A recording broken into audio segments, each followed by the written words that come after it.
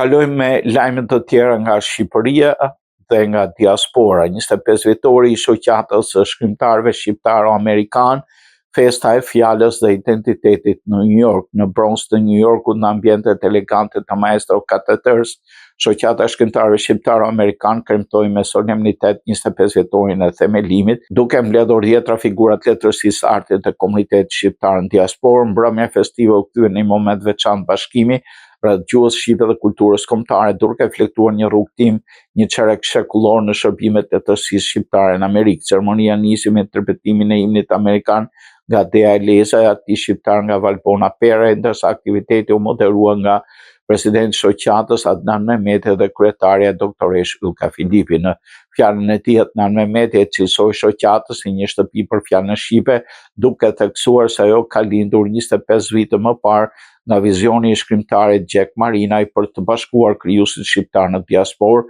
Sot kjo shoqatë është ndruar në një pikë referimi të rëndësishme për letërsinë shqipe jashtë atë dheut. Në kryetarja doktoresh Ylka Filipi vui në dukje rëndësinë e bashkimit të shkrimtarëve si një domosdoshmëri shpirtërore dhe kulturore, duke cilësuar shoqatën si një urë që lidh traditën e figurave si Nole Konica me prezet të rinj që vazhdojnë të krijojnë në gjuhën shqipe. Një nga momentet kulmore të mbrëmjes ishte nderimi i poetës së njohur Lulieta Leshanako me titullin Antare Nderi. Në fjalën e saj u vlerësoi arritjen në radhë të kësaj shoqate për të bashkuar shkrimtarët e një vendi të huaj. Në aktivitetin përshëndetën dhe ambasadorja Suela Janina, e cila theksoi rëndësinë e bashkëpunimit mes diasporës e institucioneve në Shqipëri.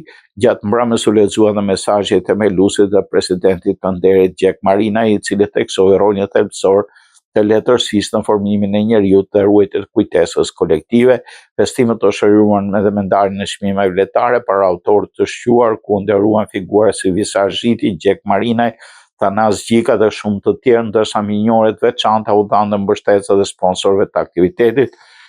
Ky jubilej i rëndësishëm dëshmon jo vetëm qëndrueshmërinë e kësaj shoqate, por dhe forcën e fjalës shqipe në diasporë.